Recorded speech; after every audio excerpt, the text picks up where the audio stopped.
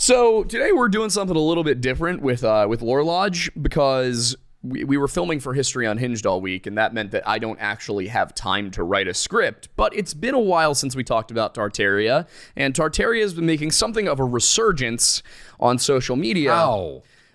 Because people will never get less stupid.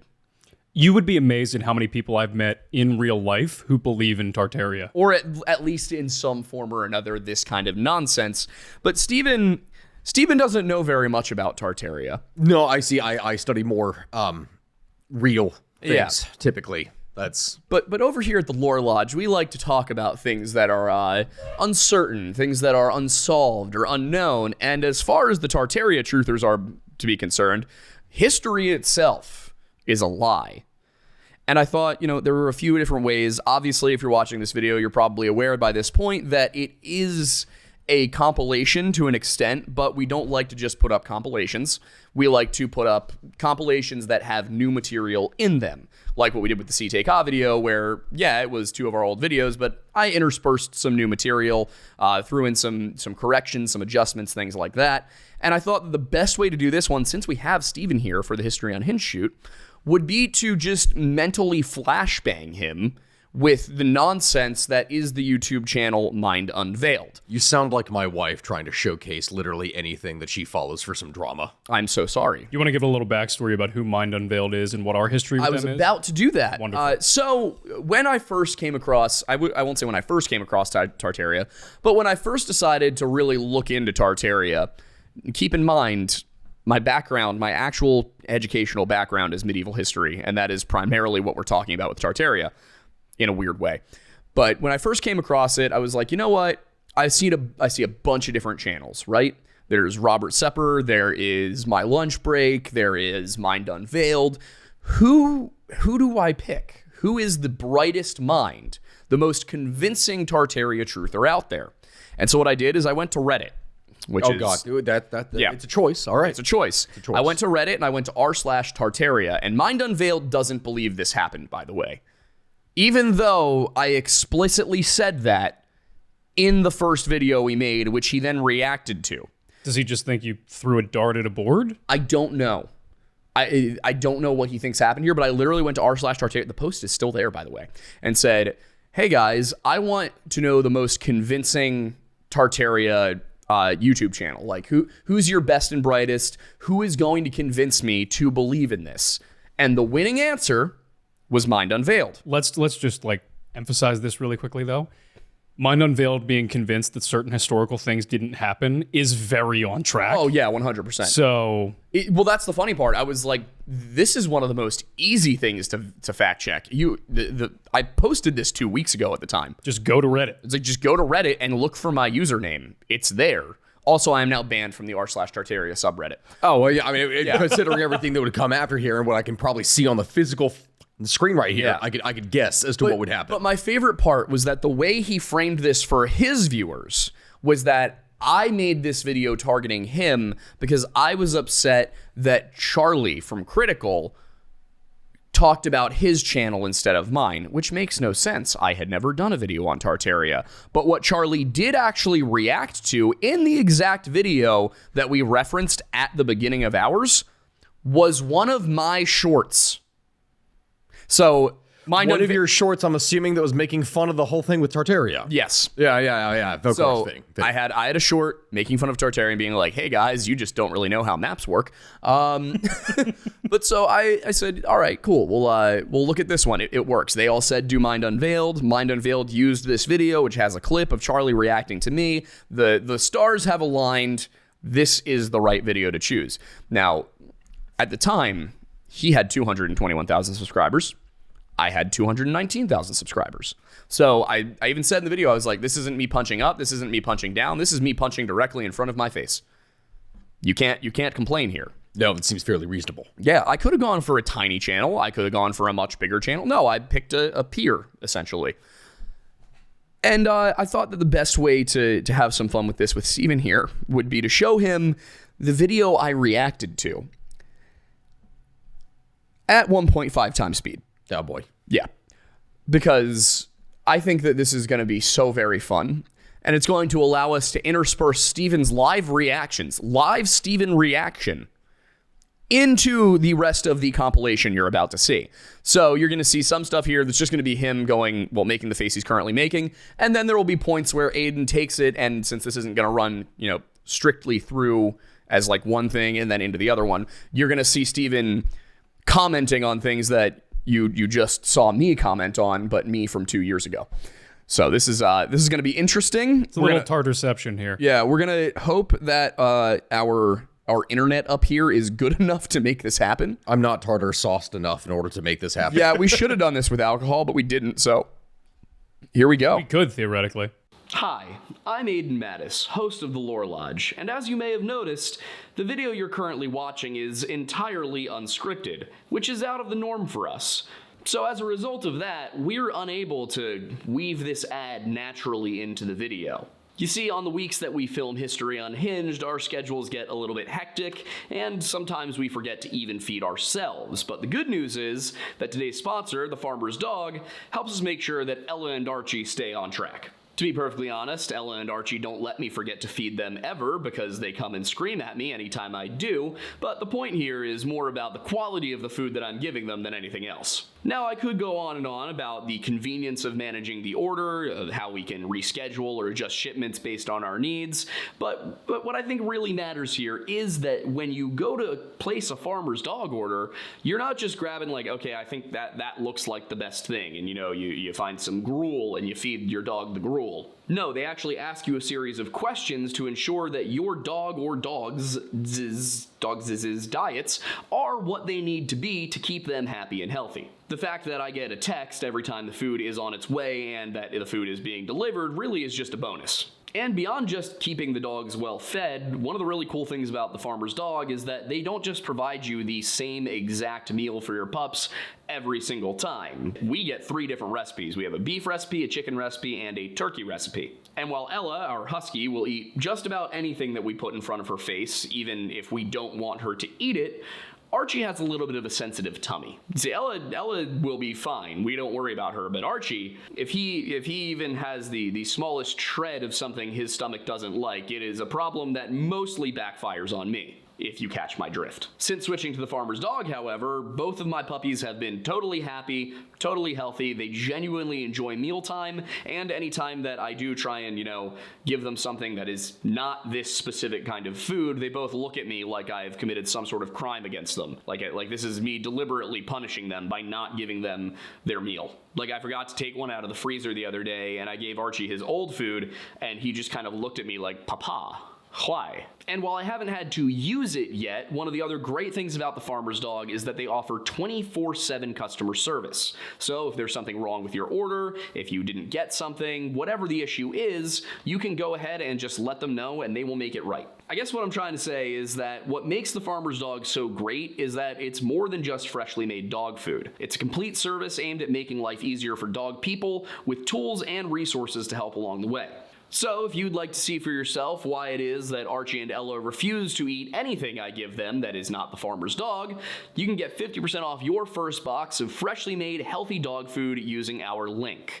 Plus, you get free shipping and 24/7 customer support when you click the link in the description. Since we're working on a few big projects, but something pretty crazy happened and it made us really think. Basically, Moist Critical, Charlie, otherwise known on YT as Penguin Z0, Also, he does that voice the entire time. Yeah, I was going to ask in the first place. That apparently that's just his voice. I know this is at That is actually 1.5 his times voice. speed, but it's not better. just found out about Tartaria and our channel was mentioned by someone while he was on stream. Check out the conspiracy about Tartarian. Is this another reptilian thing? We'll do It's a Tartarian reptilian truth. thing, he says. Oh, it's an entire channel. Wait, what is it? Just want the basics. Tartarian truth. The lost city, the lost civilization of Tartaria. That's me. This is the truth about Tartaria. God, I wish he was going to say Atlantis, but he's going to say Tartaria. So here's the thing that you need to understand when you come across old maps. The terminology we use to... No, don't debunk it. Jesus, you're defeating the whole purpose. I want to learn about it.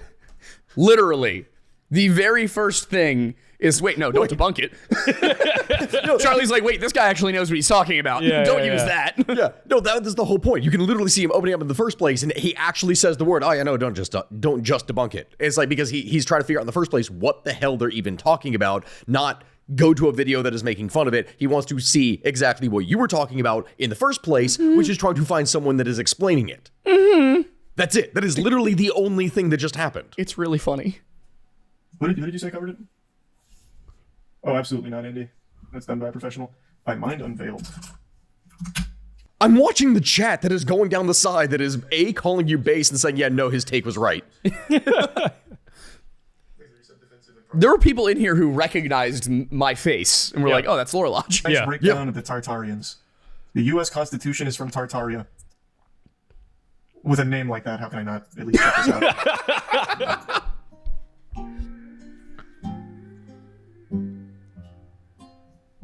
It's a hell of an opening.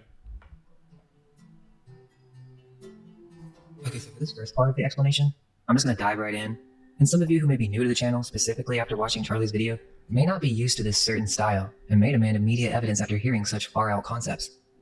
But if you're patient, after explaining the main premise of Tartaria and what we're even discussing, we can go into more detail and provide supporting arguments after the initial brief explanation. He does not do that. He does not provide sources. Sounds reasonable on the face. It does. Also, this is why I had to do the video in a weird way, where part 1 is covering the second half of this video and part 2 covers the first half. Because he throws all this nonsense at you and then turns around and is like, now here's the supporting arguments. Once he's already primed you to believe that he's going to support this. I would say it probably makes sense for us to reverse the order of the videos in this segment to match. It might. Yeah. We'll see how this works. Okay, Because I don't remember exactly where I started. fair. Well, we'll find out. We'll find out. Tartaria is the biggest conspiracy, meaning it's not an officially approved narrative. Yet, in terms of the implications and magnitude of the topics covered, and the cognitive dissonance associated with it is so great, it could be rightfully considered the largest conspiracy. Essentially, it all begins with all our taught history being, for the most part, a lie. So much so that it's mind-numbing to even fathom. Sure, there I'll will let be you some truths control the sprinkled in space there. bar. No, I'm just confused in the first place when talking about, say, the largest conspiracy. Hold on. Largest conspiracy denoting what? Because in the first place, when you talk about something being a large conspiracy, you can talk about in terms of scale of like, yes, the entirety of the fabric of human existence is what is a lie. Like you could say that is large. Or in terms of numbers of believers for what people actually believe as a conspiracy. Like as an example, I would argue that in terms of not believability necessarily, but in terms of what actually has swayed more people in terms of a conspiracy thought is A, the moon landings, or B, 9/11. Well, you gotta understand, Steven, this is the largest conspiracy.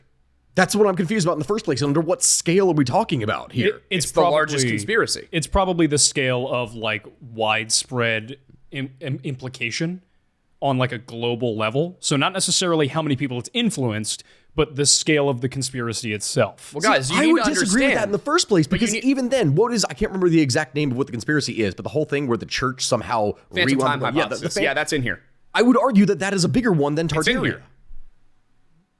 It's part of this. Therefore, this is the largest conspiracy. It's part. Yeah. All right. Sprinkled in there. I'm not saying that everything that has happened has been faked, but more likely that it was set up to play out in a specific way. Steven, don't you see there's red boxes? What There's Tartaria red boils boxes. down to is fabricated He must be right. histories in stolen cities. For example, what if I was to tell you that New York, Chicago, or any other major United States American city for that matter, was not built in the manner that they tell us, and was actually already here in America before the European settlers? I would laugh my ass Imagine off. that our cities are just recycled. That'd be too crazy, right? Out of the mud. What proof is there to support such a claim? In order to demonstrate this, we would just have to dive into each city's history. And that's kind of the purpose of our City Unveiled videos. Literally a 5-hour documentary on a city. But for this instance, we can do Tampa. But cities are built on top of cities. That's the whole fucking premise in the first place of what ends up happening. Uh-huh. Like when you go to any place in Europe, when you look at anything, you wonder like, oh yeah, hey, if we're going to dig down deep enough, we're going to find ancient civilization. Yeah, that's the whole point. Because what would oftentimes happen is that they would go to build a building, right? And then they would use the buildings that were underneath as part of the foundation. Like, okay, well, why are they building buildings on top of buildings? Because when they would go to build something in a set area, they needed it to be level. I was just in Scotland, all right? I was just in Scotland. I was in Edinburgh. And when you go into this thing, Edinburgh was also referred to, one of its nickname was the medieval city of skyscrapers. Because when you think of how... I thought that was Florence. No, towers. Florence was towers. Gotcha. Edinburgh was referred to as this because they had so many... You could almost call them high rises in terms of these apartment-like structures that people lived in that would go up to like 16 stories tall. Wow. And this is in medieval Edinburgh, heading into like early modern Edinburgh. And what would happen is that they had these things called closes, which were basically alleys. And I want you to imagine that you have the castle up here on the hill. Mm-hmm. which leads down a path called the Royal Mile, which goes in about a mile all the way to a palace that is down here. On both sides of the street, on either direction, are just tall building after tall building in what looks like medieval skyscrapers almost, or past medieval going to early modern, and they would just be shunted up next to each other. And these things, in different parts of them, were built on top of each other continuously to stack in more people, which is also one of the reasons that the whole thing ended up getting absolutely decimated by the plague. And there's also the taxes issue. Yes, and it was a big thing. When they were then having to build more buildings because of how close everything was together, what they would do is they would quite literally just demolish part of the building, level an area, fill it in, and then build a new building on top of it. Yep. And that's what you would do, because you had to do that in order to make it level, because the Earth itself is not flat, which is probably a whole other conspiracy from Oh, this. yeah. There's varying different hills. The Venn diagram between flat Earth and Tartaria is mostly a circle. So you had to fill in areas in order to level the ground to build something on top of it that was larger that needed a stronger foundation, which is why when you go and look at ancient sites, there are churches that are built on top of pagan temples, that are built on top of tombs, that are built on top of other ancient churches, and it just goes further down. That's the point. Yep. But Steven, you must understand. They found Tampa. And he's about to explain this to you. Okay. There are the Ybor tunnels, where the mainstream story is that these are Prohibition tunnels, and you'll see the same exact story in many other cities. One of the main proofs for Tartaria, and don't worry, we'll explain that word in a bit, but a good argument is these underground tunnels which can be found in almost every downtown American city. Some are small and may have been built in a more recent time, but others are massive and do not line up with the ability and available technology at the time. For example, Hold on. The available technology of the time to dig a fucking tunnel? Yeah. Does he not understand that in the first place that military siege engineers going back quite literally thousands of years would dig massive tunnels underneath castle walls in order to be able to bring them down? That's what sapping is. So when you hear the term undermine, like to bring someone down, undermine is a term that specifically arose out of ancient sapping, that you would dig under a castle wall in a tunnel. You would put a bunch of pillars up there to support it, like in a mine shaft, like a tunnel, light that all on fire. Then the sudden loss of support would cause the entire thing to collapse. We have been building tunnels going back thousands of years. How the would we not have technology in order to make a tunnel? But Steven, you have to understand that we didn't possess the technology to make the tunnel. Wait. The funniest part about this is that they didn't have the technology in the 20s, so it must have been way earlier. Oh, also, by the way, there is no concrete date for when the Great Reset happened. Yeah. Oh, we'll get there. We'll get there. Okay. for example, the Washington Street Tunnel under the Chicago River. There are also legends in Pensacola of underground tunnels, yet they have been suppressed from the history books and have been left to oral history. What do you mean suppressed from the history books? It wouldn't be included in things where it just wasn't a part of the city's history in the first place if there was something that was there. Yep. Also, like, it may not have been valuable enough to write down about. No, like, if you want to say removed from the history books or was oppressed or was hidden, you'd have to make an argument and present it. It's like, yes, we have this ancient source that says this, and it was then not included. You can't just say, oh, well, there is nothing that says this, therefore it was removed. Mm-hmm. Like, that's not how that works. That's not how anything works with documentation. But Stephen, you have to understand that the church removed it. It was there, and the only reason that we don't have it now is because they removed it. And the evidence that it was removed is that it's not there. The church removed the records of the lizards that used to break into people's home and lick their armpits. Oh, I wish it was that mundane. You ever wonder why people didn't have deodorant until recently? It's because lizards used to break into people's homes and lick their sweat off their bodies. That's well, yes, why. it's also important to recognize that But babies that was used to sprout removed out of Cabbage from Patches, the and that's where records. Cabbage Patch Kids came from. God damn, it expands. Oh, it gets worse. I didn't even really cover it in the series, but these people believe that food is a recent necessity, and we used to be breatharians. We got to keep playing. Like that we Look at this. ate through The Henry osmosis B. or Plant something? Museum, otherwise known as the Tampa Bay Hotel. Just Now, to explain this to you, one of the aspects of Tartaria is stolen buildings and lost history. What you'll find is that every city has old world buildings. All you have to do is really question their history. Because if I were to tell you that I'm doubtful that they built this in the way that they tell us, meaning that this could be a repurposed building or an old world structure, Most people would look it up and you would be directed to a museum that is in control of the history of that building, and you'll be given a story. Most of the time, No. You can't say it's like, oh yes, it'll be limited because you go and look at the actual history of that museum, and of course they're going to say in the museum that it was built in this year, but that wasn't actually the case. So you can say that. So you And he does. That's the point.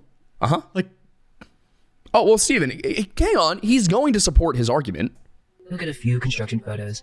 But it's fascinating to find out how poorly documented the construction process was during this time in the early 19th century. It's the same thing. You'll see these buildings. Oh, wait, right.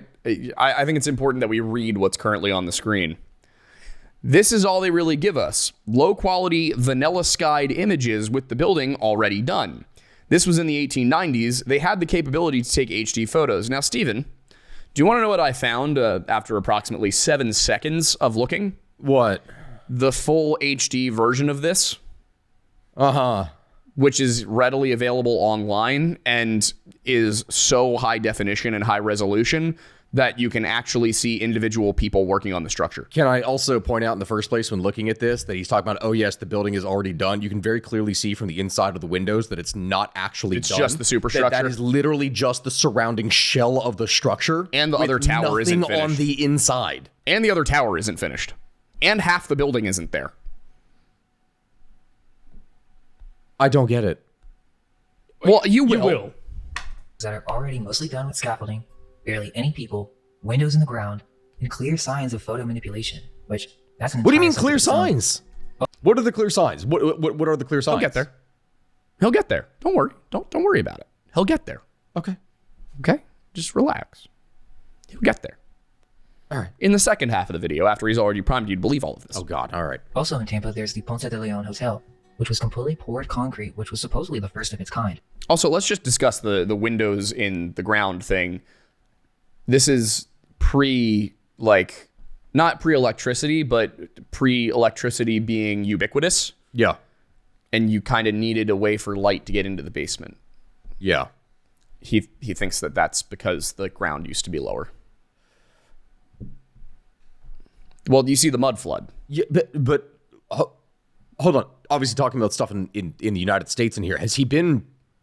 Do we know if he has traveled to Europe? Don't think he's been outside. I don't Because- think this guy has ever left whatever Midwestern small town he lives in. Because if you've been to, the places that are actually older than the United States, like I have been in buildings that are older than the colonization of the United States. The building we're currently in is as old as the colonization of the United States. Yeah, and so a lot of places I was talking about that I was going into with a lot of these tenements and closes have been around since 1400, and yeah, they're constructed in different ways to try to allow for light. Yeah, I mean, well, here we've got poured concrete. That's very important. Also, these hotels in Florida. Also, while you enjoy this, I'm going to go see what is making the noise downstairs because I have a feeling it might be the husky. I would imagine so. Electricity during a time when Florida really didn't have that much going on, or so we're told. Also, you can see the familiar Russian-style architecture. Ever wonder why it's called St. Petersburg, Florida? Well, it's not just Florida. Because they named everything after European cities. Paris, Kentucky. London, Kentucky. Well, Kentucky has a lot for France, actually. Built or moved several times. You can see these old world buildings everywhere, from Gilded Age, King of Prussia, Pennsylvania. Yep. even colleges, prisons, hospitals, military bases, are all structures that do not line up with the official narrative that we are told. Of course, we're talking about structures from the 17th century to the 19th century in America. There's also no proof that they were built in the fashion that they tell us other than state-approved documents, manipulated photos, and just complete lies. There's also the common theme that throughout the downtowns of America, you can see what is often called All right, again, this is also he starts with every single photo that is being skipping by with an assumption, with very clearly doctored photos, outright lies, and stating these things that are not supportive arguments. They are direct statements that assumes a truth without actually backing any of it up to present anything. Yep. Again, from everything that I had seen in there, the only one that ever showed anything that would even give an indication of possibly doctored photos was the one photo that was shown with red boxes around it that in turn did not have anything that showcased how it was then manipulated. flooded windows. Of course, the typical answer is that these are just basements, but that doesn't really make that much sense. Some of these downtown areas get extreme flooding, Why would you build like this, especially with cities near the bay? Many of these basements actually have underground windows and doors that lead to nowhere. But this would imply that the streets actually used to be a lower level and then they were raised. We know this was Or you had cellars where things were stored.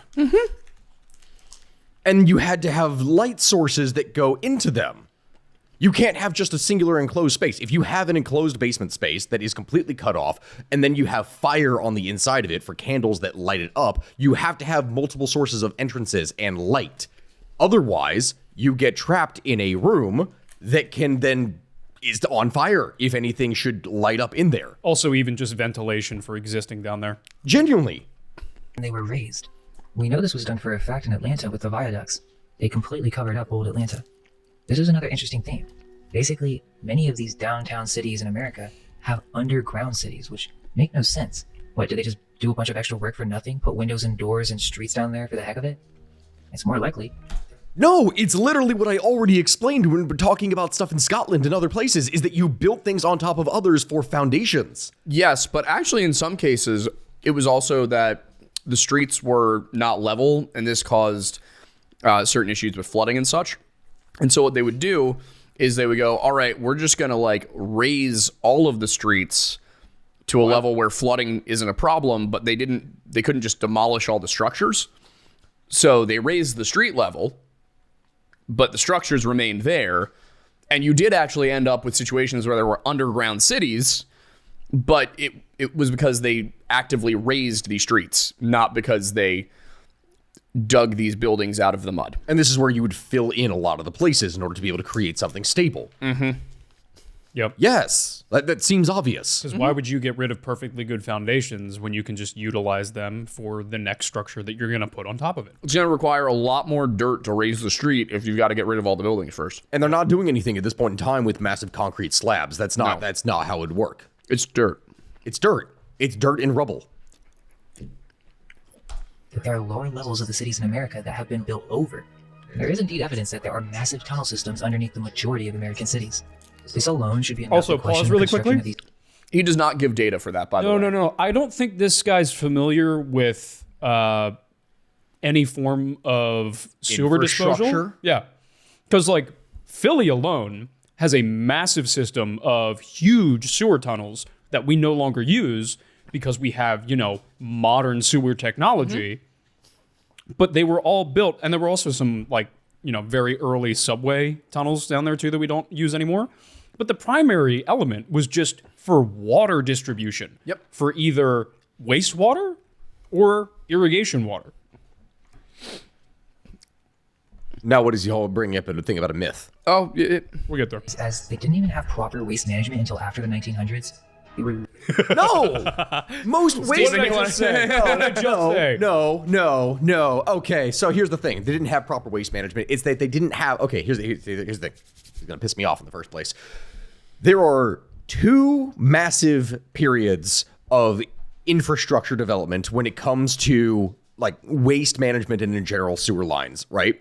You have, first off, the ones that were done that we think of as the recent ones, the foundation of modern sewage, which is specifically over the course of the 1800s. Why the fuck is he saying 1900s when the majority of these sewers were built in the 1800s? Specifically, oftentimes in response to cholera epidemics, which, it was talking about one of the myth, but one of the first major ones that resulted in one of the largest and most modern sewage systems developed that is still in use is the one in London. It came about specifically in order to help with the dirty, stinking city that it was meant to support. Mm-hmm. And then that was 1800s. Yep. He is literally off by just 50 or 60 years, which in the grand scheme of history is not much, but why? That is a very easy thing to clarify. because he has never once actually read an entire Wikipedia page. No, he's looked at the pictures and that's it. And then prior to that, you have entire sewer systems that were developed under the Romans, which was done because their cities were freaking massive. It is after the fall of the Roman Empire that you then see cities shrink to the point that I think, what was it?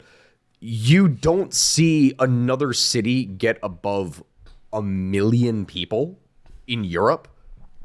I'm speaking out my ass here when I say this. I don't know the actual number off the top of my head, but I don't think you see something that is over 1 million until going into the 1800s, if I recall correctly, because past a set Right, size. yeah, like London and Paris. Because a big city in medieval Europe would be something that was like 50,000. That was a big city. What was Rome at its peak? Over 1 million. Okay. Over 1 million. Like and it was only able to be maintained like that through its sewage system. It was only able to be maintained specifically through its food distribution from the wide scale empire network bringing in vast amount of food. The moment that like they start to lose the bread baskets of the empire, the cities just shrink because they no longer are being subsidized by copious amounts of free food. It's why Constantinople was one of the biggest cities in the world. The moment that the Byzantines lose Egypt, that was their breadbasket. The population collapses. But you must understand that we didn't have proper working sewer systems until the 1900s, because he says so. What you have is that there's this complete I want to be very clear. We are 8.5 minutes into this video. contradiction with the culture, technology, and population counts needed to create these cities and buildings on this magnitude and scale in such a short time frame. That's They Philly, were by the building way. structures in the U.S. in just a few years that were taking hundreds of years back in Europe. Spoiler alert, the buildings he just showed in Philadelphia that are Tartarian and existed when we got here in the 1700s, 1600s, those were built. We have pictures of those being built. In like 1903. Oh, that's another thing that I think is very funny and that I definitely get into in the ones we've already shot. He keeps talking about old world structures. He uses like 9 different architectural styles as examples of this. All of them are Tartarian, Yeah, I know. I've seen including the Second Empire, Moorish, Turkic, neoclassical. Russian. It's shown. Yeah, Yep. I've seen. The Philadelphia City Hall is Second Empire style. It seems like his whole critique is why would these have been built in a new format? And they didn't have the technology, which Well, we also don't have the technology to build them anymore. you're right, yeah, because Or to go to the moon. any of that which are makes definitely sense. two things that are true and not deliberately misconstrued examples of things people have said. Yeah, Let's keep in mind what we're discussing. Many of the downtowns in America have old world buildings that do not have an in-depth historical record. Some buildings have no construction photos at all. Yet, they feel very out of place in the time period that they're said to be built in. Why would you have photos of things that were built before photography existed? That's a very good point. Like he's bringing up buildings that were built in the 1700s. Photography didn't fucking exist. Yep. That wasn't a thing. yeah, that was gonna be my point. Also, nobody living at the time was expecting that 200 years later, this guy would be asking for photos. The building being there in and of itself was proof that somebody built it. Yeah, In many of those cases, even if you don't have photos, though, a lot of the buildings would have like paintings of them. In fact, many of the older Capitol buildings have paintings of the building being inside the Capitol itself. Yeah. They also have the date stone usually, which is the year in which Well, it you was can fabricate completed. that. Also, the one in front of all of those dates from like, you know, the thousands AD, that's actually a J. What do you mean? Well, actually, right now it's actually the year 1025, Stephen. This is part of the time paradox thing. Yeah. Okay. Oh, Yeah. Okay. Yeah, it was J does it has to do with the Jesuits. It's a whole thing. Also, this guy definitely doesn't know what Jesuits are. I'm glad that you said Jesuit and didn't say Jew, because that could go into a Oh whole no! other thing. Oh, Stephen! No, Stephen. We're getting to the Jews, who are actually the Irish, but not really. Again, if you want proof, that takes time, and we would have to list the buildings one by one. If you want proof, that takes time. It continues swiftly along. Buildings one by one, as we've done in other videos. Because, again, in some cases, we're talking about buildings from 200 years ago. It's not too hard to manipulate information over multiple generations. If we look at what was being taught in public schools just 50 years ago versus what's being taught now, there's really very little consistency. Why is it so crazy to question? No, he does not give an example. Yeah, okay, here's you know what the worst part of that is? He is not wrong about saying that the information being taught 50 or 60 years ago is different than what it is now. But does not address the topic, does not address the subject, does not address specific examples of it, because there are examples that you could give from, say, developments that happen, like, oh, we have a greater understanding of this aspect of biology. So a textbook from 1985 is going to be different than what you see in 2025. It will be different, yes. Because new discoveries, technologies, and things were made after that. Why is it so crazy to question that the buildings that were being built all across America, even the ones from the early 1900s in some cases? And one of the things that Charlie demanded for was evidence. Evidence. That's a Well, I phoenix. agree. Where is the evidence that they Yeah, built these phoenixes are old common buildings? symbols Construction photos? all over the wait. world. You'd be surprised to know. Oh yeah, we live in Phoenixville. But listen to his wording here. Charlie demanded for was evidence. Evidence. Well, I agree. Where is the evidence that they built these old world buildings? Construction photos? You'd be surprised to know how many fake photos were used during war. Actually, all wars, Civil Wars, World War I and II, both extensively used photo manipulations to reinforce the narratives being spread through newspapers and even radio. So I could just say I'm doubtful of those construction photos, in the same exact way that Moyes doubted the legitimacy of the 1540s map depicting castles in America. Wait.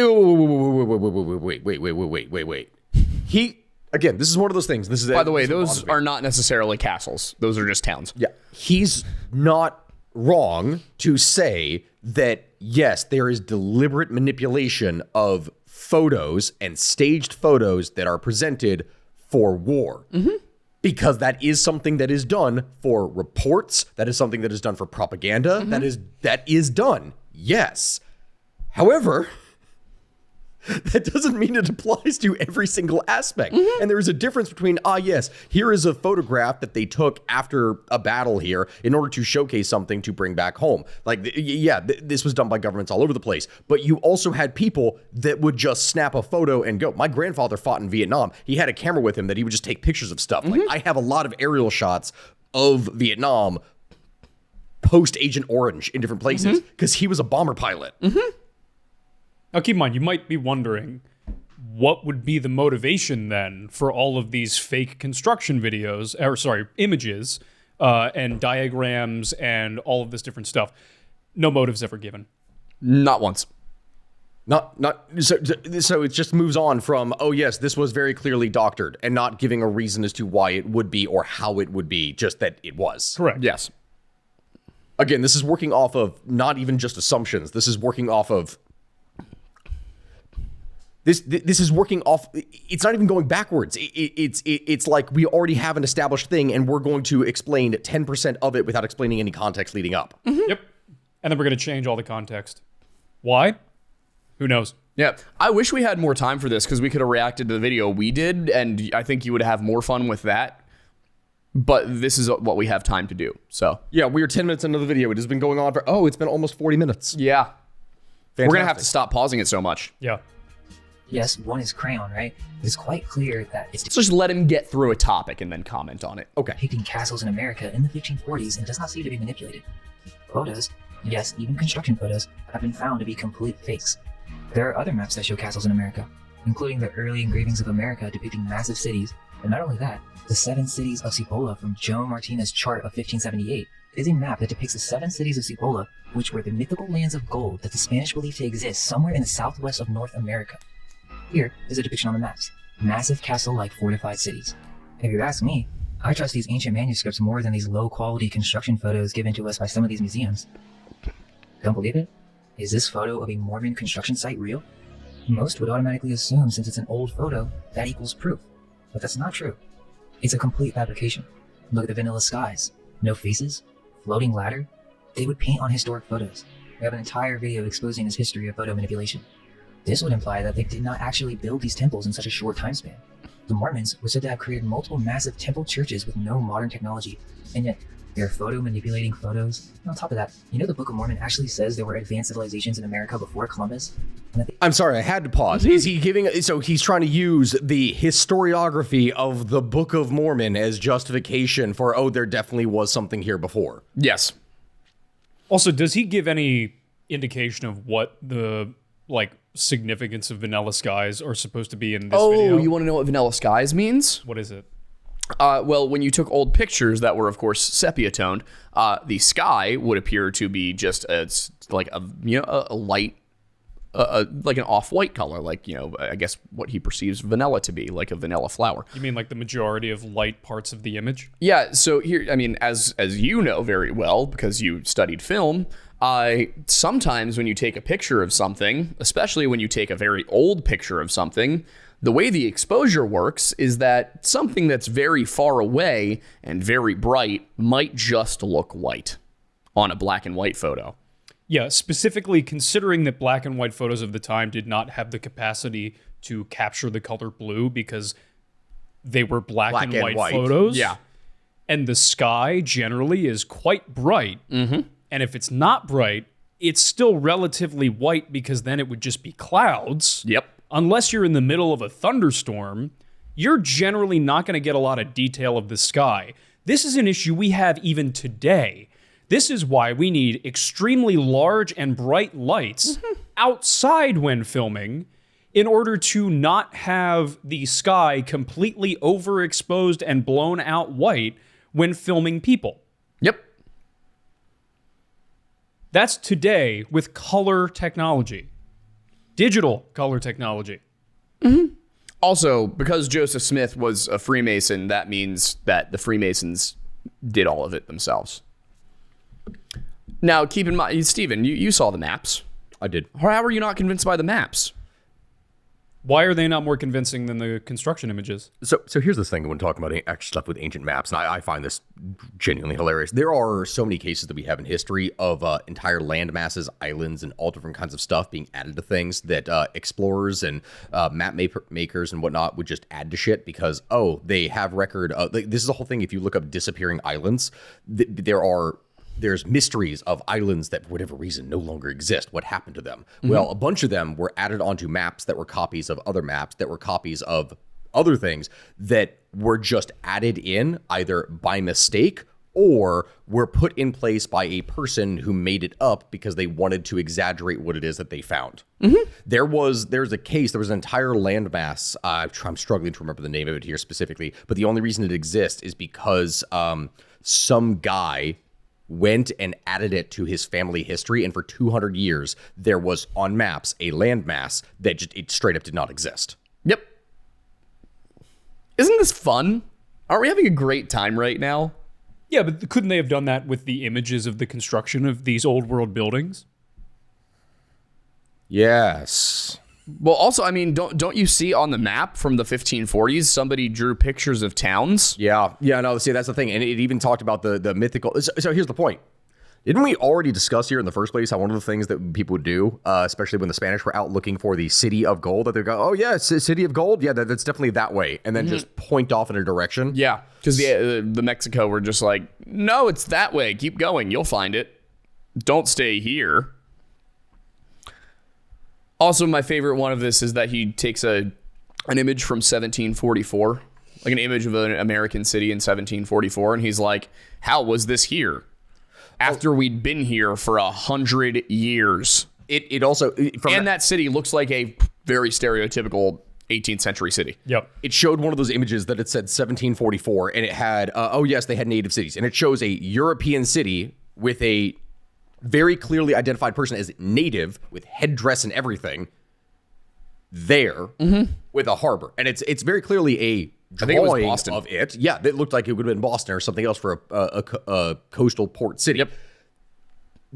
And he just says like, oh yes, the natives had cities and just uses that as an example. But that is something that specifically would have been showcasing what already would have been there because of colonialism. Mm-hmm. Columbus, and that they actually had cities here in America. No, there's a bunch of really crazy stuff in there. It might not be proof, but it's strange that they even mention that. Yes, it is strange. I agree. That's probably the first thing I agree when he says. These buildings are scarce. And you want to know the main reason why? Because there's been a great fire in every major American city. And I don't think that was by accident. Some people say, it was because of candles. Fires happen in history. No, they don't. They're all planned. Why wouldn't they have put them out? Like when you just list Great Fire of Portland, Great Fire of San Francisco, Great Fire of St. Louis, yeah, there's been a Great Fire of just about every kind of major city in the entire world because go figure when things are typically using wood for construction for the most part, even stone on the outside, right, does not mean stone all through the middle. You have wooden beams, you have wood through everything, flammable material, large numbers of people on the inside, utilizing candles and other flammable material for light sources. And prior to the development of modern heating systems, almost every room in a wealthy household had a fireplace. In fact, you go into some households here, I say, one in every room. You go into some great rooms. I've been into a bunch of them that have 4 fireplaces in the same room. Stephen, one on each corner of the room. The building we're in has, what, 4 fireplaces and 3 wood stoves? Hang on. 1, 2, Actually, 6 if we include the ones in the basements. 5. Yeah. Our building has 6 fireplaces and 3 wood stoves. Yeah. It was built in 1738. And before modern zoning, one of the things that would typically happen is that fires were so incredibly dangerous because buildings were typically so close together and ramshackle that the moment a fire started in one, it would rapidly spread through the rest, with the only way of stopping it at that point being to create a fire break by destroying. And this, even talking about, why do they destroy so many buildings? Because if there was a fire, you destroy the stuff in front of the fire to stop the fire from being able to spread because it reduces its food source. Yep.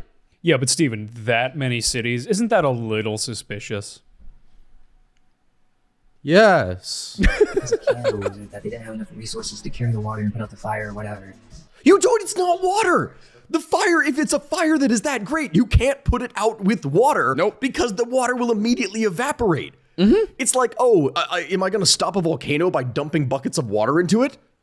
Also, keep in mind, like, at the time in the 1850s, the ability for firefighters to fight fires was vastly inferior to anything even remotely close to what we have today. We can get away with just doing a direct reaction to this, can't we? Oh, yeah, I think at this point we're I think at this point, that's just what gets included in the video, along with the compilation, is just a direct reaction stream. Like, I was thinking, we'll intersperse, but no, direct reaction makes a lot more sense. Yeah. And it's less editing work for you. Thank you. I love you, baby. I love you too.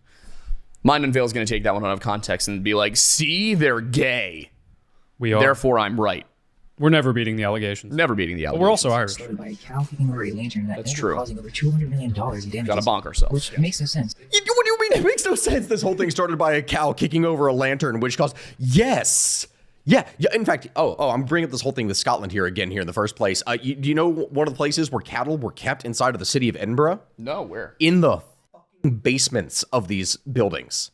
I'm not kidding. What? In order to have an easy supply of like beef and tallow and everything else that you would need for a variety of materials, they had livestock that lived in the city with people. You didn't just have this on the outside because meat spoils very quickly when it's not refrigerated. So the easy solution, instead of having to travel 20 miles outside of the city to go to a farm, you have it on the inside. So some of the poorest like building units were former apartments that were converted into stables. I went into one where cattle were stored.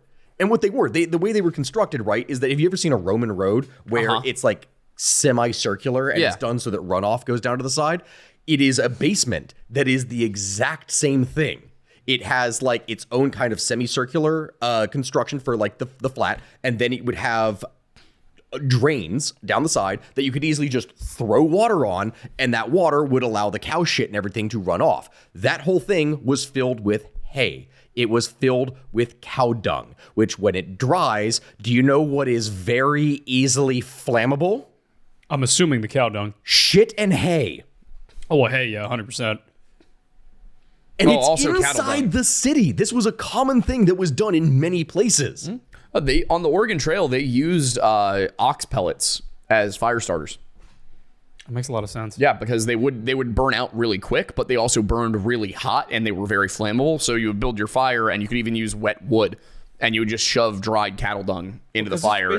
So it's basically proto coal because it's just compressed plant material. Yep.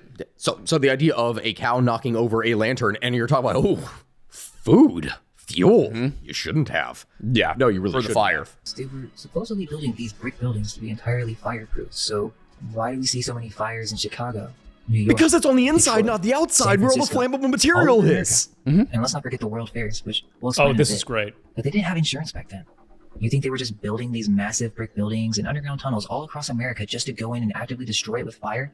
And not all of them were accidents. Which, by the way, remember, at no point did historians say they deliberately burned any of this stuff, with the exception of, obviously, Sherman's March to the Sea. But he just created a situation where he is claiming that the fires were deliberately set, and that doesn't make any sense, because why would they do that if they're spending all of this money to build them? Well, of course, what he's going to say is that they were destroying the old world stuff to hide it from everybody in the future. But why? remember, historians never actually said these fires were deliberately set. That's a straw man he created. Yeah.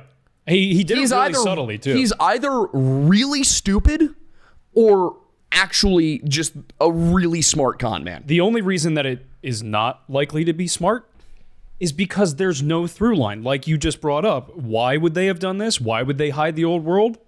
Never explained. There's never a thorough explanation. No. There is a thorough explanation. Are you ready for it? Is he going to get to it in this video? I think he does touch on it. I think we should wait then. I think we should let it. Okay. During the Civil War, in Columbia, South Carolina, the Union specifically set the city on fire to destroy the buildings and mills so that they couldn't be used by the South. Yeah. They did this with many other cities as well, which Yeah. makes no sense because shortly after the Union came into possession of those lands. Now we're diving deep into this material. We're talking brotherhoods and fabrications of an unimaginable. Okay, we're gonna pause here because he's about to move on. He's like, the Union deliberately destroyed the buildings so they couldn't be used. I am in awe of how you could get to that point and not understand. Like, there was a war going on. The Union burned the cities. Where were the cities? In the South. That's why they burned them. It's almost like that's something that militaries have historically done for thousands of years.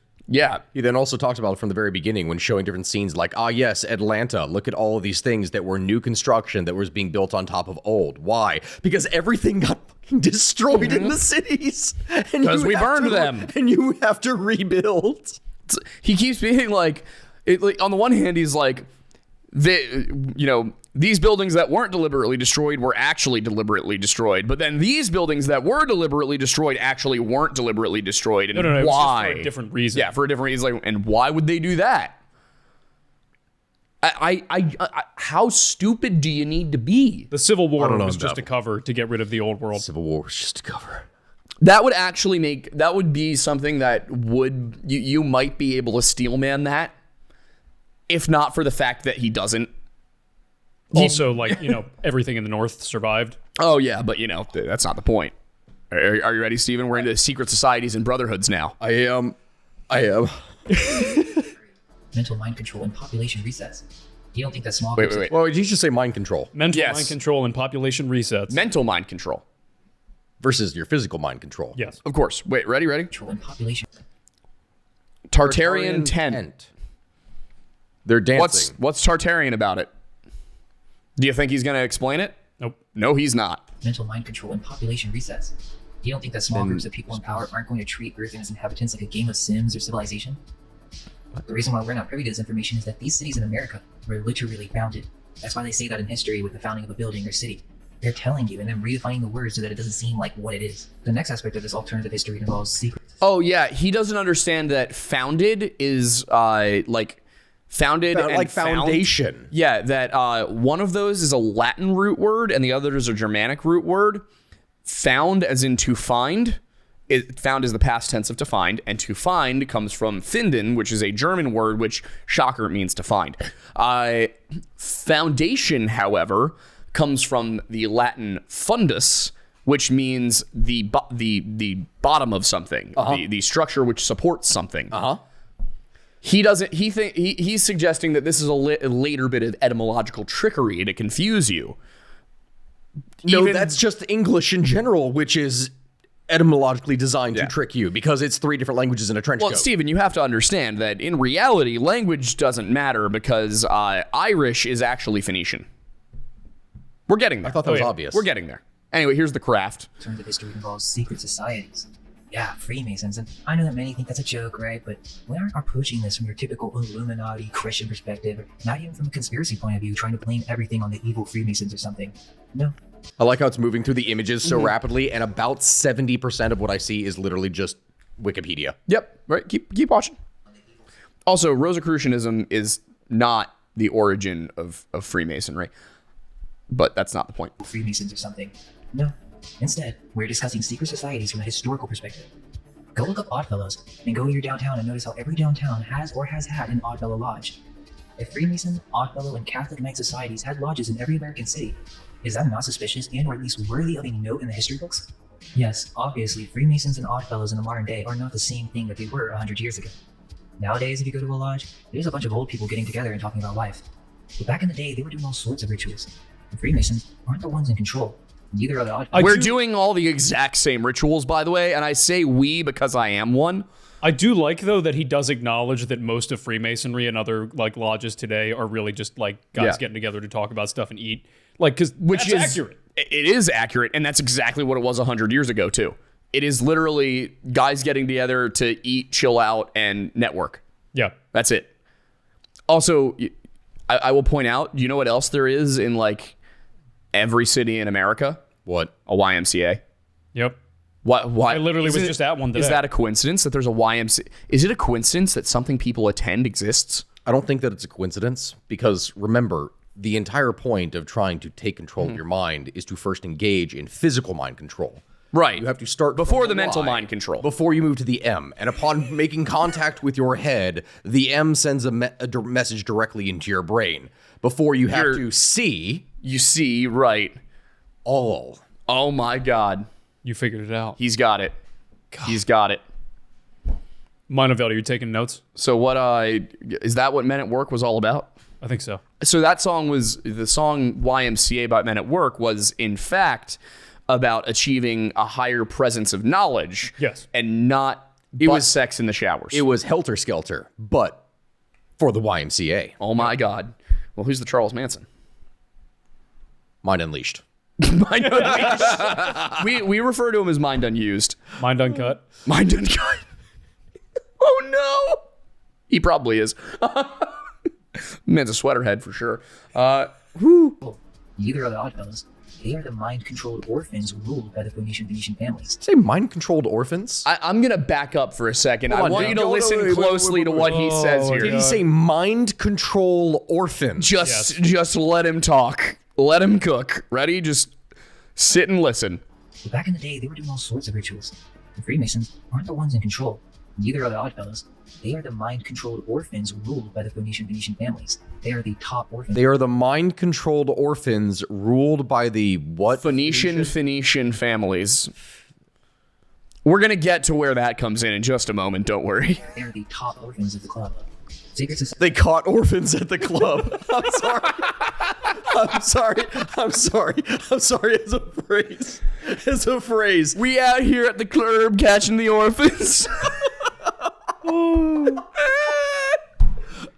I wish. It's okay. Just Catholic Church. These Freemasons were called Knights, and they evolved into the modern groups that we know as Freemasons and what we know in the public today as the Illuminati. But the Freemasons are not the Illuminati or the people in control. These Catholic orphans in 1700s that actually go back to earlier societies as the Rosicrucians and the Knights Templar, all of which were controlled by the Church as pawns in the play of divide and conquer. So these Catholic orphans started their own society. He just gave a random image of the Wikipedia page of the Holy Roman Empire. There was literally no context. It's just, the church and this. Let me tell you this. The Holy Roman Empire and the church did not get along in the first place. I don't know why the hell. don't worry. We're getting buddy. The Roman Empire is the church. Why is that? Well, you need to understand about the 13 families of the Illuminati who were actually the Venetians that are the Phoenicians. Because they were fighting each other almost constantly for centuries. Well, that's all made up. So these Catholic orphans started their own society, the Oddfellows, to educate the orphan. And it's weird, because they have these massive old world buildings with no construction photos that were also used as asylums and orphanages in many early American cities.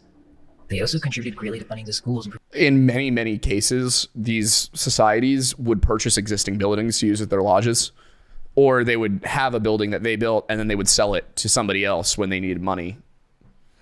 Like, for example, up on the corner on Main and Church, there's that big old building with all the boarded up windows. Up until a decade ago, that was a Masonic lodge. Yeah. And then they sold it because it cost more money than they were bringing in from dues payments. Now they meet in a church on Gay Street. There you go. Yep. What do we have? The abandoned Oddfellows home, built in 1923, over the years has been an orphanage, senior home, hospital, and home for the mentally ill. He finds this to be suspicious, by the way. And what I love, of course, is that's apparently an old world structure. Why did he give two different resolution numbers? Well, I think that's just the website it was from. Like, that's the resolution presented, and that's the resolution of the full image, probably. Got it. Also contributed greatly to funding the schools and providing hospitals for a large amount of cities in America. These Oddfellows were just a bunch of odd fellows, and we're supposed to believe that they were just philanthropists giving all their money to the needy. That's the story they want you to. Not all their money, not just a portion that would then be used to elevate their status within society and do some good. It's almost like these charitable organizations that exist for the purpose of being charitable. And also to Or provide charitable. tax write-offs. Yeah. That's kind of part of the point. Yeah, well, you see, the Freemasons are just doing charity to trick you, while they do other things that we're not going to tell you what they're doing because it's a secret. But this is when it gets dark.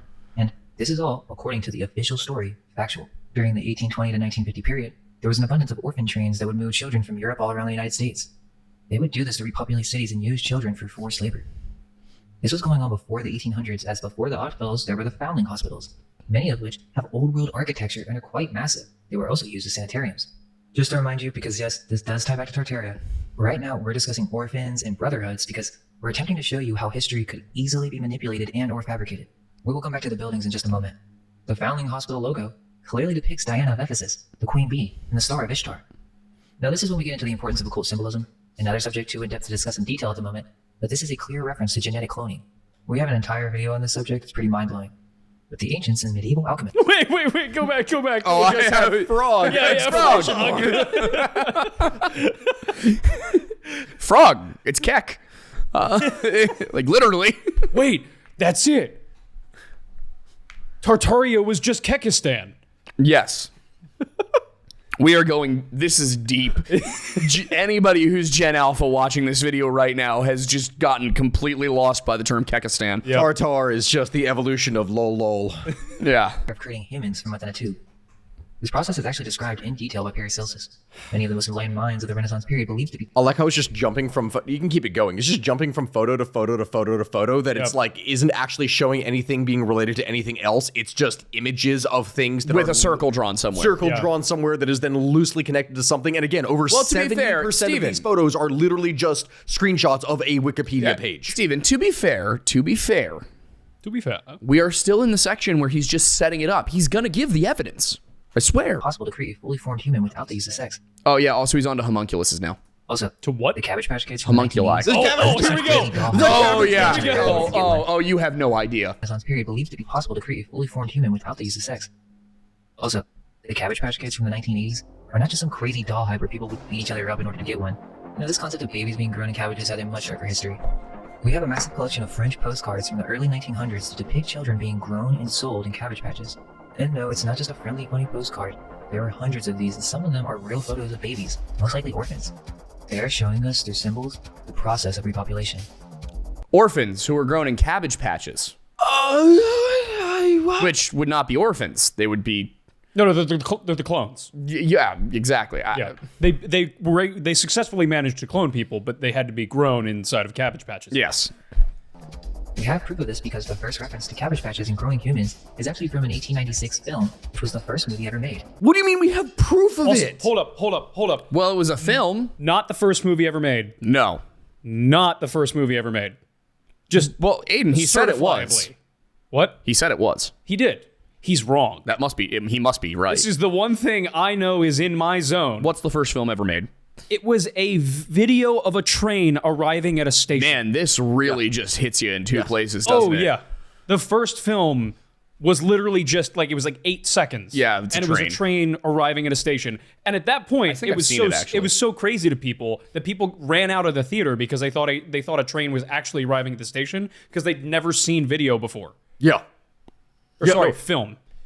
It's actually one of those things that is represented loosely in this whole thing here. But if you've ever played Civilization, like I think it was in Civ 5, was the introduction of it when it's talking about like the world evolving and changing. When it gets to the early modern period and the arrival of film, it's people falling over each other trying to get out because it's the image of the train coming or the video of the train. I love that game. I love that. I think that was the Lumiere brothers. Probably. Sounds about right. It sounds correct. Not Yeah. that I would know. By Anyway, the female director, Alice Guy. Go watch that movie and tell me it's not disturbing the way she threw around those babies. Alice Guy said herself. Well, as we all know, Hollywood and film in general have always been very good about treating children properly. Yeah, of course. Naturally. also, that totally definitely wasn't likely a stunt. This film to promote the 1896 incubators of the World's Fair in Paris. So these World Fairs were used for selling children. They were literally called hatcheries, and there's even a postcard from the 1900s that shows this. The incubators were used in order to be able to actually help children that were premature, which No, is no, one of the whole it, things no, that ended up no, developing. no. The incubators were used for cloning, so they could sell the babies at the World's Fair. Stephen, he said so. He said so. I mean, the place where they were showing off new technology, like medical technology, often.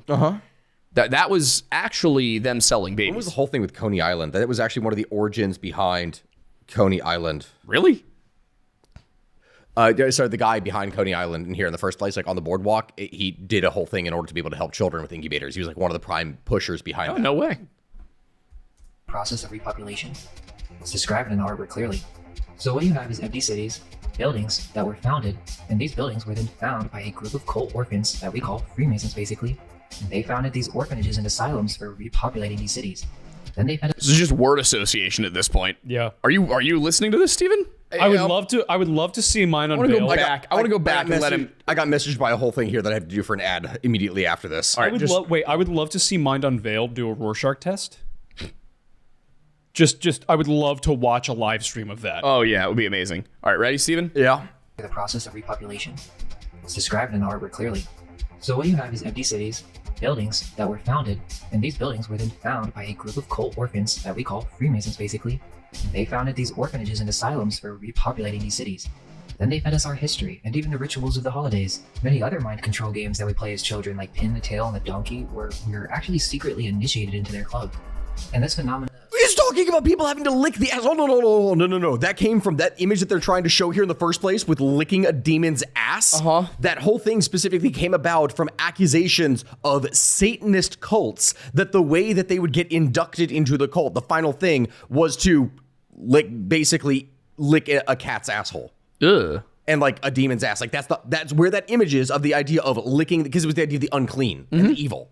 And like that's the whole point. So if the opposite of pure and good is filthy and unclean. Yeah, but Steven, that's Pin the Tail on the Donkey. That's not pin the tail on a fucking donkey. That's licking an asshole. That is literally the licking of an asshole. We were actually secretly initiated into their club. And this phenomena of Tartaria, lost buildings, and civilizations is not just with the US. This is actually the same thing in every European city as well. It's everywhere, and this gets into the idea that It shows Saigon where the French, hold on, no. It showed like, oh, these buildings are everywhere because the French fucking built their buildings in Vietnam when they controlled it. He completely forgot about Colin. You know the scene from like the outtakes of Game of Thrones where D&D are like, Daenerys kind of forgot about the Iron Fleet. Yeah. Mind Unveiled kind of forgot about colonization. Kenya was controlled by the British. Egypt was controlled by the British. old world buildings that you see in America resemble European architecture. It's not just in America. Because people copied it. because it was in style. Where did the people making them come from, buddy?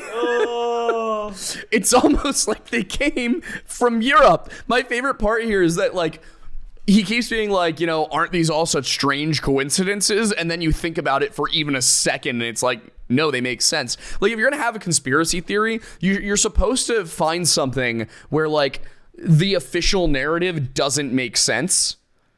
Like, you know, to give just an example, people use 9/11.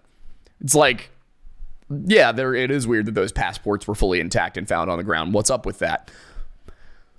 That's something that doesn't make sense. Build your conspiracy off of that. When you say, look at all these buildings that were built by Europeans in a European style in places colonized by Europeans, isn't that a coincidence? No, that sounds like just plain logic. You can find this exact same style of government buildings all around the world. I'll explain that soon. I'll explain that soon. You don't need to. Well, now we're finally coming back around to the Tampa Bay Hotel. There we go. Saying, why would anyone look into this? That people just want to make stuff up for no reason. But I don't think you could easily make this stuff up, to be honest. I also think he doesn't fully understand. He just did. Understand what we're discussing, but I really don't blame him. There's still a lot of work to be done. The interesting thing about these buildings is that it's actually shocking to find out how bad the historical record is when it comes to the creation of many of these old world buildings in America. Also, not to mention the amount of buildings that were lost or destroyed to fires. It's important to understand our going back history, to fire? and if it's true that some of these buildings... Well, that's the thing. This It's all entire circular. video is just him laying a bunch of stuff out and then going back and laying it out again and then going back and laying it out again. Because if you hear it enough, you will believe it. That's why part of me thinks that this is a deliberate con. Con in what way? I don't know, YouTube views. Yeah. Okay, so that's simple. Got it. That some of these buildings in America were actually here before the so-called settlers, then what would that imply? Would that mean that there was an advanced culture in America and that it wasn't just primitive Native Americans when the Europeans arrived like we're told? Now, I know that people who maybe knew and from To be clear, he's not saying the Native Americans were more advanced. He's saying they didn't exist. Oh, we'll get there. channel may think, okay, where's the evidence? I mean, come on, where's the evidence? And it's this automatic source type thinking that's honestly really limiting. It's this source type thinking that is really limiting. I just want to go back really quick. I'm sorry. As a statement, it's like when someone asks source. Yes, your desire to ask for a source is really limiting my ability to argue with this right now. You don't fucking say. It's your Source, need, bro, stop killing my vibe. your need for sources are holding you back from the real truth of the world. This is the historical definition of that sign can't stop me. I can't read. Dude, even flat earthers are at least more source oriented than this. Yeah. Flat earthers are more intellectually honest than this guy. Where's the evidence? I mean, come on, where's the evidence? And it's this automatic source type thinking that's honestly really limiting. It's not to say it's bad to source and document things. That's not what I'm saying. I'm saying most of the time, people are demanding some university-approved mainstream sources, but when it comes to alternative history, many of the things we're discussing do not have an authorized answer, because we are questioning and challenging histories that were set hundreds of years ago. Many of our historical records for before the 1700s are just court documents that could have been easily altered or forged by the ruling elite. We're given a history, much of which could have been easily fabricated. And we're just talking letters, documents, photos. I like how he said the only thing he said is that the photos were deliberately doctored. He says like, yes, these records could have been. Yep. He's not even saying that they were. He's saying that they could have been, and so it's just everything is being dismissed. He also doesn't give a single example and leaves out the field of archaeology entirely. It is literally just going off of documentation and the possibility of it being doctored. Yeah, no, the evidence that things were altered is that we don't have the pre-altered version. No, the evidence is simply that it's like, all these sources exist, but why would you trust them? It's basically just bringing into question any level of sourcing or authority on any given subject. This is the end result of question everything. Yes. Don't look for an answer, just question it. Yeah. But yeah, so you got to understand, we're getting there. It is possible to fake. For example, if we're discussing the Civil War and I say that it's fake, it's all a lie, and you say, where's your evidence? Well, there is no official evidence. It doesn't mean anything. What is evidence? A history book from the university or the museum's telling you the story? Is that evidence for you? Many times people walk away. All of the letters, the battlefields, the archaeological record, the buildings that were burned, the people who talked about it, the people who are descendants of Civil War veterans who told their grandkids the stories told by their grandparents. I mean, like...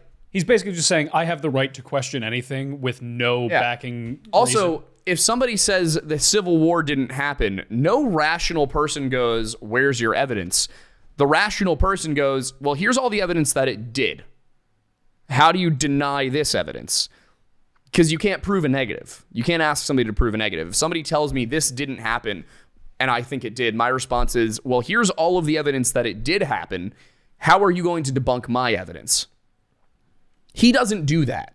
No, he does. It's just that, well, you personally have no real ability to know that any of that is actually true. Yeah, it's just that we have a profound abundance of evidence that it happened. But it could all be lies. Right.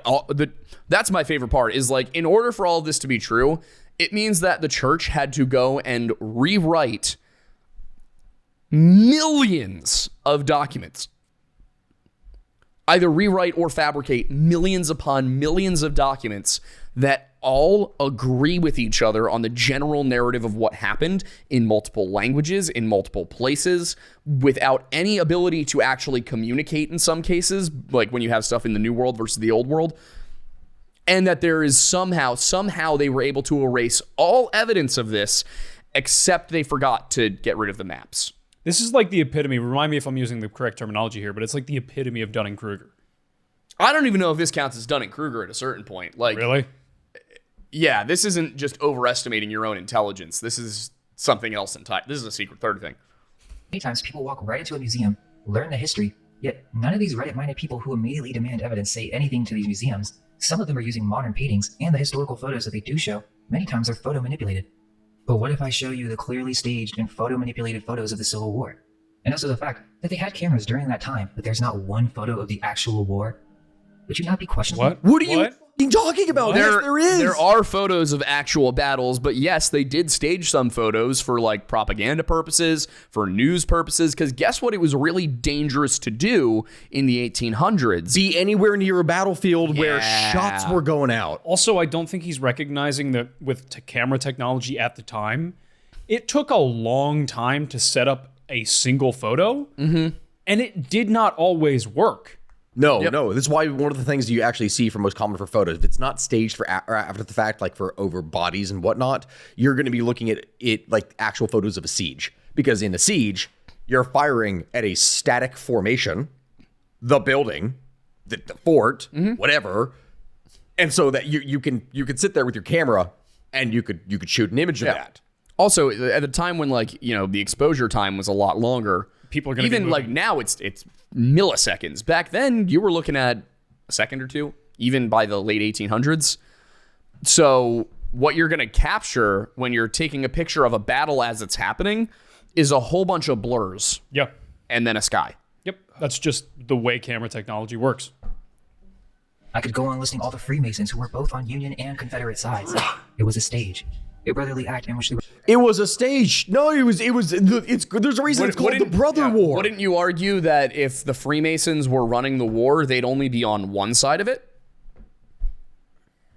Meanwhile, there were Freemasons on both sides of the Revolutionary War. There were Freemasons on both sides of the Civil War. There were even Freemasons on both sides of World War II in very rare cases because Italy was Catholic and Germany put us all in camps. 80,000 Freemasons died in the concentration camps. 80,000. Wow. divide and conquer. It's the same exact strategy today. Essentially. Wait, I love this. Yeah, I don't even know what that's supposed to be.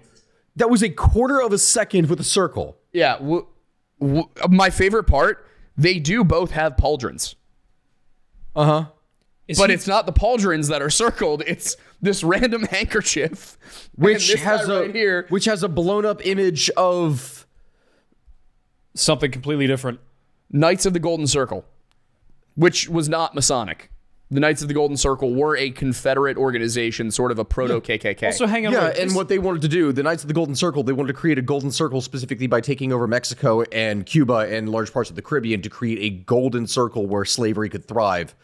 And that was like the whole purpose. This also isn't just misunderstanding. There is no way on earth you're getting any level of detail from that piece of clothing to figure out it is even remotely related to whatever that text is and where that's from. No, you can't enhance or blow that up. Like, No. this makes no sense. Literally nothing about this image makes sense. Yeah, no, that is either the worst inference of all time or an intentional lie. Which is why I think he's intentionally lying to his audience. Also because the response video he made wasn't just bad.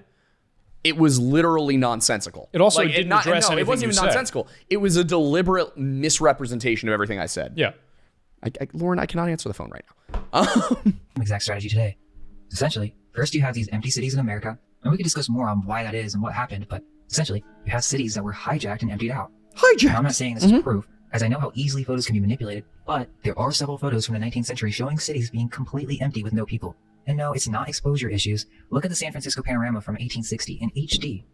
Now, explain to me, why don't they have full-on HD photos for the construction process of some of these older architectures in other cities? Also, I don't think that these have been manipulated, as why would you photo manipulate a city to be empty? Also, San Francisco was built over a period of several years. They say all of this in only 30 years. 30 years. Yeah, during the gold rush. Where people were flooding in and building on a mass scale. Yeah, Also, during the gold rush. Here, I'll say this. Just because a freaking street takes 25 years to build because people are absolutely incompetent and suck money out of government organizations now does not mean that people trying to rush into an area and build their own home. Well, also, that's the thing is a lot of streets that take forever to be repaired now, it's taking forever because either the government doesn't have the money to pay the people to work the proper amount of hours to get it done quickly, or because there's some collusion going on, or because there's only one company willing to do it, and they're taking you for a ride. This was built by pure unfettered capitalism. Yep. San Francisco was built using gold that was readily available in the mountains. Also, go back really quickly because he dismisses exposure very rapidly. Oh yeah. And I'm just curious. Francisco panorama from 1860 in Go back. No, that's where he's about to talk about it. No, I know. Hang on. happened, but essentially, So hang on, right? first you have these empty cities, which they were executing divide and conquer. And it's the same exact strategy today. Essentially, first you have these empty cities in America. You actually have, this is the Chicago image. You have people, You can see it. you have moving people that are less visible, that are barely moving. And you have people who are standing still who you can see perfectly. The first image already has exposure issues relevant.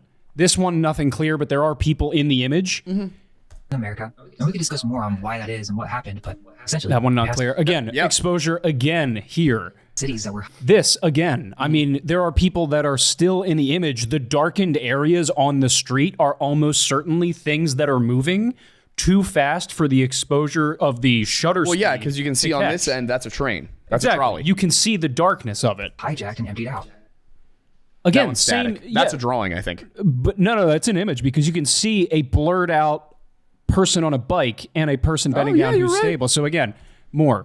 Now, I'm not saying Same this is thing, there's proof, plenty of as I people know on how that one. easily photos can be manipulated, but there are And again, you can see lightened and darkened areas of the street where people almost certainly are. I won't say definitely. several photos from the 19th century showing cities being completely Again, empty with no people. multiple And now carriages it's on not that one. exposure Issues. Look at the San That one's Francisco so high panorama up. from 18th Yeah, again, same thing here. century showing cities being completely empty with Now, some of these, yeah, they are definitely empty. It might be early in the morning where Or during there's not a work lot hours. of people. Yeah, or during work hours where everybody's inside. Or they could have shut down the street. Yeah. There are several photos from the 19th Like, century showing cities being completely In that empty case, with in no that people. example, they We know it's probably not just shut exposure down the issues. street for the Look at photo. San Francisco Yeah, either panorama that from or just- 1860. But also, you can see the horse. Yeah, there's Like, a horse there's- there. I think your idea of it being during work hours and, a lot of people are just either... Women were typically at home and men were typically at work. Unless there was street activity going on for some reason, you wouldn't have it. If you've ever been... Also, if you've ever been on Wall Street on like a, I don't know, Wednesday afternoon / evening, once everyone's gone home for the day, empty. Like Wall Street, past like 5 o'clock on a weeknight, dead. I have gotten literally 8 scam calls in the time we've been sitting here. That's insane. with no people. And no, it's not exposure issues. Death penalty for scam calls at this point. That's where I'm at. If a company runs a scam call, the CEO gets taken out back and they get taken right into the city square and Luigi'd.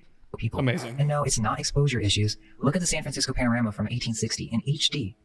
Now, explain to me, why don't they have full-on HD photos for the construction process of some of these older architectures in other cities? Also, I don't think that these have been manipulated, as why would you photo manipulate a city to be empty? To make it look more presentable?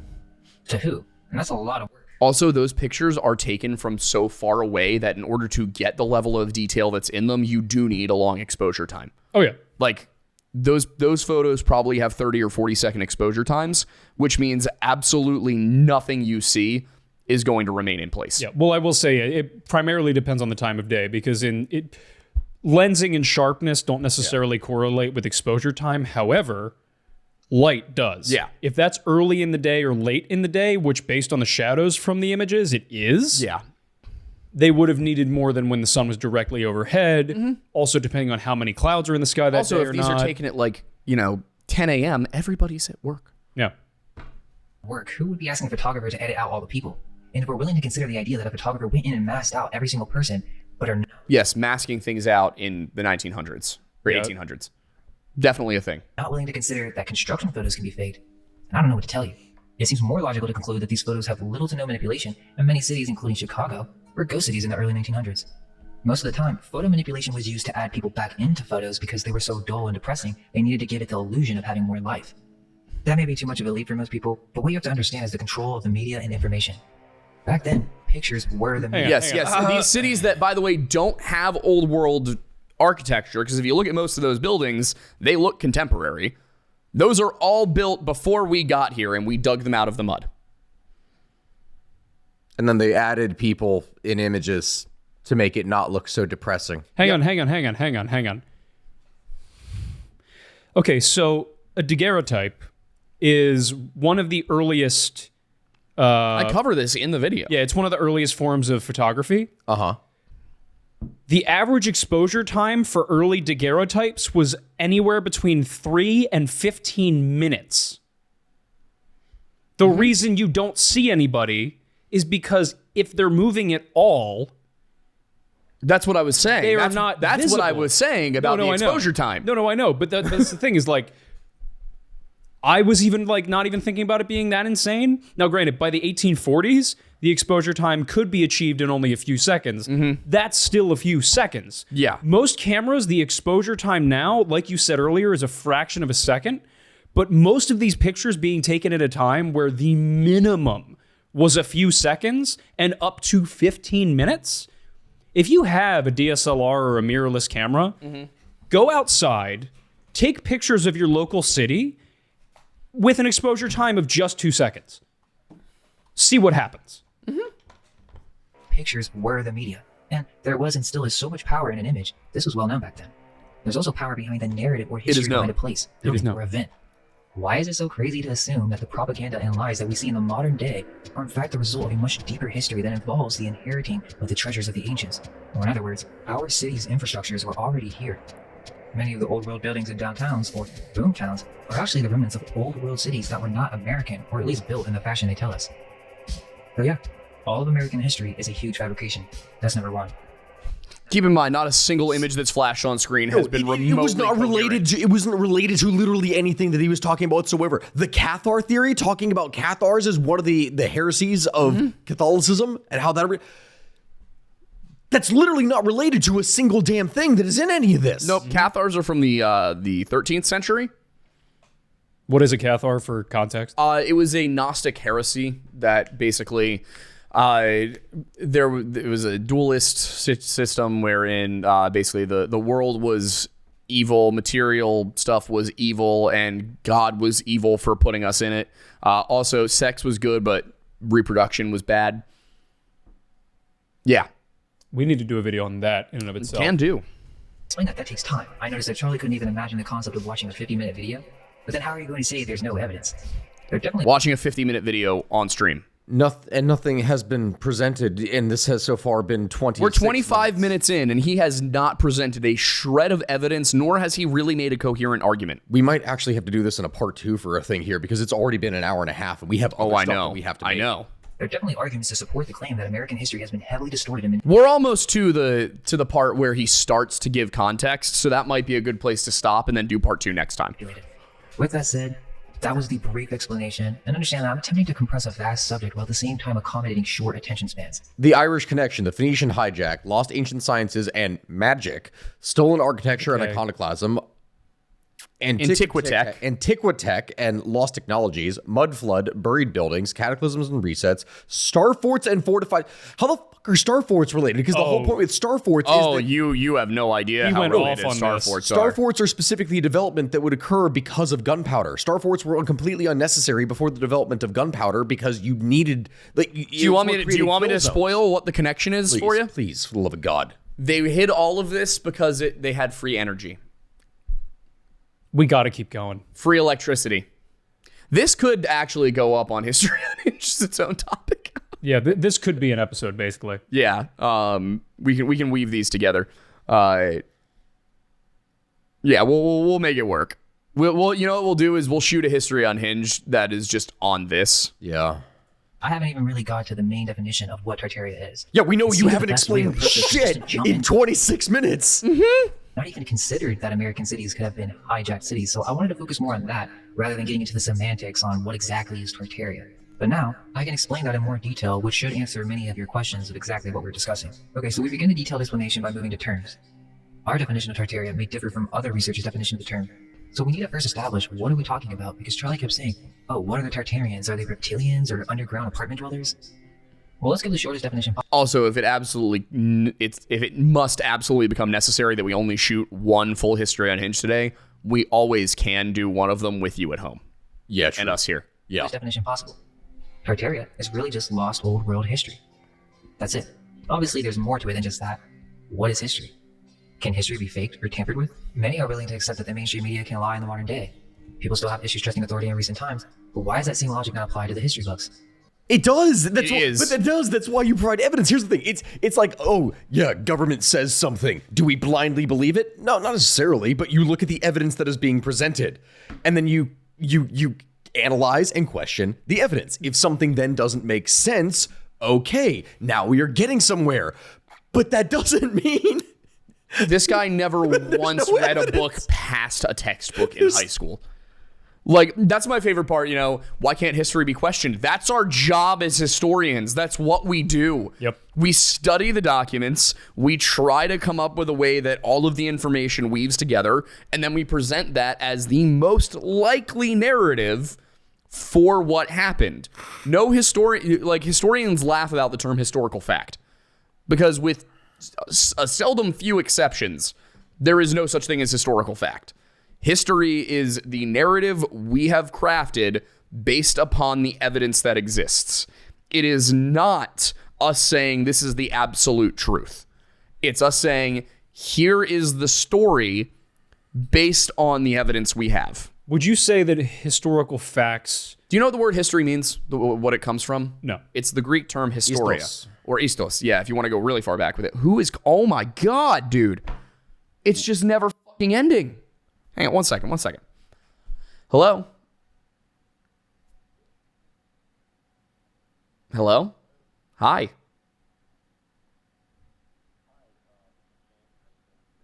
I want you to take your phone and shove it so far into your colon that it causes a breach which floods your abdomen with sewage. I want you to flood your abdomen with sewage, and then I want you to eat shit and die. Watch that have been like a doctor's office. It wasn't. It gave me the boop sound at the beginning. That's how you know it's a robocall. Anyway, what was I saying? Yeah, historia. The term means to understand the past. It's not his story, because it's not English. Yeah. Would you say that historical fact in any form could arguably have been said to have begun at the emergence of modern journalism? No, because journalism isn't trustworthy either. The historical fact doesn't exist. Fair enough. Well, but so the reason I bring that up is because like when we have multiple outlets covering something that happened, and like Let me give you an example. Let me give you an example. England existed is a historical fact. Basically, anything more granular than that is a historical belief. or an interpretation of history for what happened. Because you can say that something did happen. The big question, and because most of the times you can say, this happened. Therefore, that is a historical fact. In most cases, why Normans it happened, exactly how it happened, and in what exact way it happened can be different. Or when we say different, we don't mean like completely different. We mean it could have a 1% difference with some other version of the story that is then being told. But you would say essentially, so like you could say that like Queen Elizabeth ruled from X to Z. Yeah. Would be a historical fact. That is a historical That is a fact. historical fact. Okay. Yeah, I'm just trying to parse out. But yeah, but that's what we mean is like general things, historical facts. Her rule was peaceful and she was beloved by all of English society. Historical belief. That would be a historical belief. Okay. But you can, so like, There are a concrete few things. discrete things that, yes, that is a historical fact. But within them are all of the interpretations of the evidence. so what delineates that? So, for example, Vikings were cleaner than English people. That is a historical belief. Okay. Vikings were in England. Historical fact. What is the kind of through line of the delineation between fact and belief? There isn't a delineation. It's just kind of, where's the atmosphere end? It's a difference of can something be interpreted or can something be stated? Right. So Like that's pretty much what it is. So how do you base what, like, because it's all based on evidence, right? Yeah. So how much evidence do you need of something to be a fact? Like I versus a said, belief? when it's a more broad thing, Yes. that's usually something that's based upon the preponderance of evidence. Fair, but like, But- so like somebody existing is pretty specific. Yes. Yeah, and there are people who we only believe existed. Right. But then Plutarch would be an example. We have a whole bunch of writings by a guy called Plutarch. Did Plutarch actually write all of them? We believe he did. Same thing with Shakespeare. We believe Shakespeare wrote his plays, but we don't have concrete, undeniable proof that Shakespeare was a real person. Got it. So that's kind of what I'm getting to is like Queen Elizabeth existing and ruling for a period is We a have fact. a lot of evidence of that. Right. So what's We have contemporary primary sources discussing her life and reign. Got it. So like There is generally- more primary source evidence for Jesus of Nazareth than there is for Alexander the Great. yes. We believe Alexander the Great conquered Persia. We know that Alexander's empire existed. Got it. So it's a certain level of primary source material that will then quantify something from belief to fact. Yeah. And it has to essentially be overwhelming. We know Caesar conquered Gaul. Yes. We believe Caesar conquered Gaul in the way he said. Got it. So it's like I said, there's the broad spectrum stuff. Yeah, that's fact. But the facts are then based upon beliefs. So in certain situations, all of the beliefs come together and you look at them and you say, okay, well, all of these different stories agree on these key aspects. That's historical fact. But the individual stories themselves can be questioned. And are going to have subjective differences between them based off the writer, based off the culture, off the time period, off of where they are even drawing their information from in the first place. It's all going to vary. The reason I'm drilling down on this so much is because for a non-historian, trying to parse out the difference between the two and where the lines are, obviously, like I understand the lines are fluid in any given situation, but I think it's important for people to have a context of like just how much it takes for a belief to become a fact. Yeah. Yeah. Sorry, I'm petting Ella because her tummy hurts right now. I can tell. Oh, Well, she decided to try and eat Indian food. somebody make a mistake. Will she learn from this? No. No. Example with the World's Fairs. Now hold on. The story that we're given is that these architectures seen in these photos of the World's Fair in America during the early 1900s were all just built in a short 2 to 3 year span with no construction photos, and that they were all built from wooden. Because they were shells. Also, there are construction photos. Yeah. It took me 4 seconds to find them. Yeah. But those construction photos are manipulated. Now really think about that for a second. Look at the Chicago's World's Fair. You see these embankments? And notice the level of detail on this architecture? Even if this was just wood, this would have been a massive feat. It was. That's the whole point. was. It was. It genuinely was a massive feat, which is why it was so impressive. What year was the Chicago World's Fair? 1883? I thought it was 1893. It might have been 1893. Or was it? Hold on. There Now were I'm drawing a multiple blank. I World's didn't Fairs all ever over this. the place. Yes, but the So I was Chicago. gonna say, yeah, because the most recent one was in 64 in Yeah, New York, I 1893. believe. 1893. 1893. Okay, so 1893. You have electricity. A few decades later, You have the steam engine. a few decades later, we would build things like this to then film for then like destroy 3 days and then immediately destroy. A decade after this, we had a plane.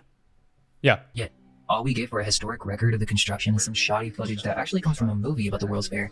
And that's it. No, I love this. I love this so much. I love this so much. We don't have any construction photos. Even if this was just wood, this would have been a massive feat. Yet, all we get for a historic record of the construction is some shoddy footage that actually comes from a movie about the World's Fair. And that's it. We don't have any photos except for the photos. All right. This is a surviving building from the Also- World's Fair. It doesn't look also- temporary to me because only a couple buildings were built with permanence in mind. Only a couple of them. Everything else was supposed to be temporary. Also, there's the fact that if you... Okay, so they made a movie about it. One of two things. Either that movie was made with footage from while they were constructing those buildings, or they then constructed buildings for the movie that look exactly like the buildings they used. Which they did very quickly. So either way here, we have construction photos. And that's it.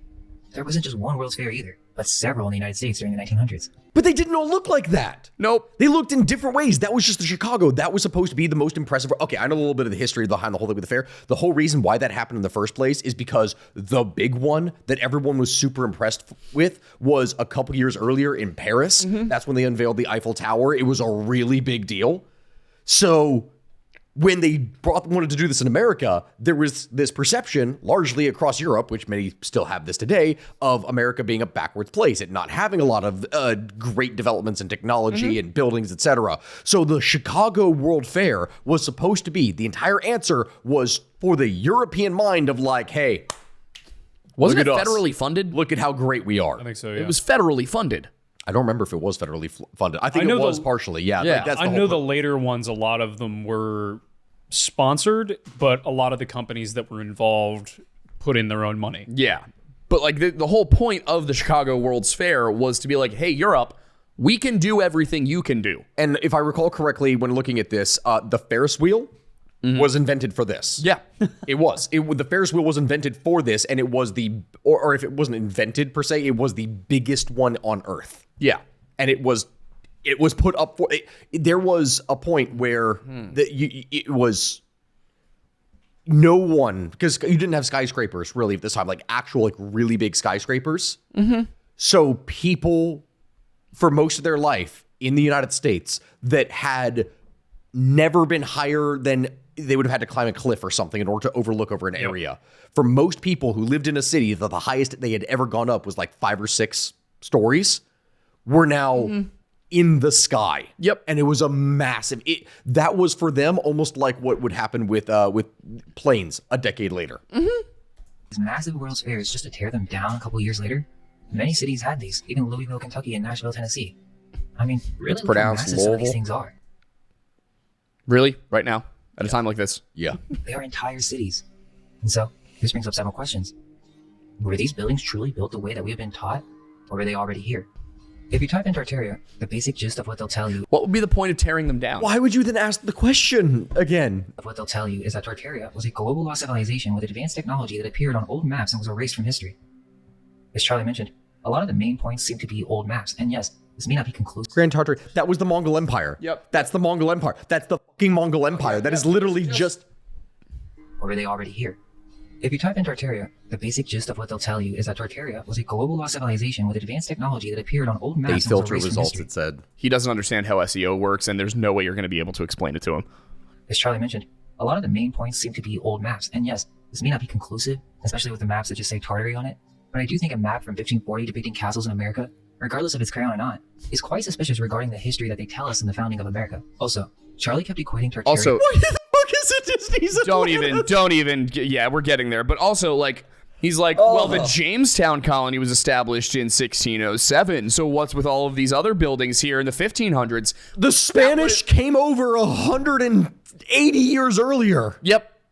The Spanish and French were here. 1492, Columbus sails the ocean blue. Dude, who was it? And the Spanish... Hernan de Cortez. He was sailing up the Mississippi in 1540. Yeah. And then what was it? The first settlements, even like Florida, were established in like the early 1500s. Hernan de Soto, sorry. But yeah, exactly. Like, and where are all of the cities he's showing? The southern coast, where Spain was. Tartaria to Atlantis, which is fair, but to make the distinction clear, the idea of Tartaria is from a much more recent time. Meaning, when people are talking about Tartaria, they're actually talking about the 1500s to 1700s period, where a civilization that existed in a far more recent time was left out from the history books, specifically because it was hijacked. Where's the evidence? Where's the source? Well, now we're getting into alternative history and false timelines. Let's start with the evidence on how the whole story of Pompeii is a complete fabrication. What? Wait a minute. I hate to say this. Let him cook. I hate to say this, but at that point, considering how long this is going on, we might actually have to leave it at exactly that moment here before getting into fucking Pompeii. Because I think that is a brilliant halfway point to stop with of like, all right, we've established Tartaria. Now let me explain to you how Pompeii was a lie. I think that that's where we would have to cut it. But I have to say this off in the first place. When he said, oh, yes, from the 1500s to the 1700s, because you know what was happening during that time? Yeah, the Tartars were wiped out. They were wiped out during That is the time. exact Do you period know during why? which the Tartars were wiped out. Because that was the fucking Russians when the Tsardom was established in the first place, because Ivan the Terrible, who became Tsar of all Russians, his great victory was to wipe out the former remnants of the Golden Horde, which... You know what their name was? Largely, how they were referred to in a lot of sources? Tartars. The Tartars. So I think what we'll do is we'll leave this for the Lore Lodge segment, because this is already going to turn into a 3.5 hour long video by the time the compilation's finished. Yep. And then this is a great opportunity for us, because what we get to tell you now is you can catch the rest of it on History Unhinged, our other show that Steven's actually a co-host on all the time. Like, there's a sign behind you. And I'm actually part of it. He is. You see his face. Oh, yeah. For those of you from the Lore Lodge who don't know me, I'm the other Aiden. Yeah, that's we probably should have introduced that at the beginning. It's okay. It's fine. But yeah, so we initially intended to cover this whole thing, but then it got a lot longer than I anticipated. I thought this video was 20 minutes shorter than it is, to We be are an honest. hour and 46 minutes in. We have covered under 30 minutes. And we still have to shoot another History Unhinged video today, at least one of them, potentially two. So, Well, it sounds like I the think rest part of this two, is going to be... yeah, I think part two can just pick up with History Unhinged, and we'll just give a second intro and be like, hey, we did a silly little thing. Yep. You know, so that's how this is gonna go. All right, everybody. I'm Aiden Madison. Thanks for stopping by the Lore Lodge. Yeah. Oh, we do have merch. Also, Steven has merch. I'm not wearing it. I'm not Are wearing you it with right Bunker now. yet? Yeah. Okay, so we both have merch on Bunker Branding, both channels. And more importantly, if you want to consume our essence, our juice, our bean juice, you can do so. You can go to tableauroastingco.com and get the History and Mystery Bundle, which contains both Mount Pocono Perk and Lewis and Dark. I was very proud of that name when I made that. Yeah, it doesn't help that there was a slave on the expedition, but that's not the point. Lewis did have a free black man who was his assistant. Getting really into the weeds here. Yeah. Well, I recently found out that Meriwether Lewis died in a very suspicious manner, Oh? and that it was ruled a suicide, even though he was shot twice, once in the gut and once in the head, in 1809. I didn't realize the Clinton dynasty went that far back. So here's the thing. That would be a reasonable thing for somebody to do if they were trying to kill themselves, maybe. If you had a revolver, 1809. Yeah, it wasn't a thing.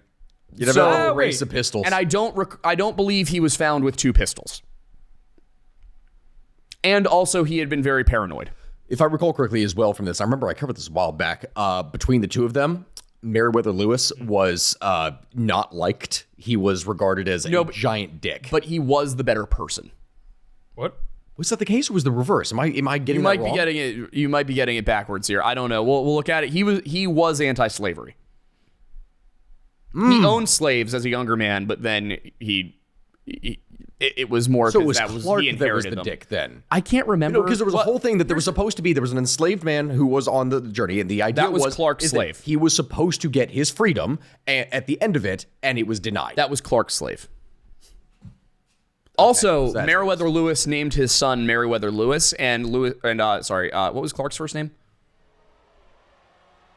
John? I don't know. Clark named his son Meriwether Lewis. So yeah, he named. So you had Meriwether Lewis Jr. and Meriwether Lewis Clark. All right. Yeah. Anyway, William Clark. William Clark. So anyway, that's what we're going to be covering next week, and then I will definitely be going into that on History Unhinged at some point. Yes. Beautiful. Check out our Patreon if you want to support what we're doing. Yeah, check out the and, Patreon. We have Patreons for both Lore Lodge and History Unhinged, and Steven has a Patreon for his stuff as well, History of Everything, right? Yes, which is a lot of historical geopolitics. Yes. So as you can see, we work together quite a bit in many facets, and also we have similar voices. Yes. Yeah. And hair color and There general was a appearance. major joke or confusion that people actually thought that we were brothers. At on one point, TikTok people when thought we were the same person. Yeah. Yeah. Yeah. If you want to keep up with all the things that we're doing, we all have different Discords. We do, he does. I'm surprised we don't have one for History Unhinged yet, but I'm sure that'll happen at some point. Yeah. Discord Unhinged. No. Discord Uncut. There we go. Oh, God. Unsheathed. Unsheathed. That's so much worse. All right, we're going to cut this before it gets bad. I don't know where in the video the compilation is going to be. I assume after this. Compilation. Yeah, the other two Tartaria videos. I assume we're going to tag those onto this. Oh, yeah. I mean, it'll probably be in the description. Yeah, we'll figure it out. Yeah. He'll make it work. Yeah. You know what? Here we go. All right, so now that we've done the discussion, please feel free to watch a compilation that is 2.5 hours of me dunking on Mind Unveiled. Okay. And wait. All right.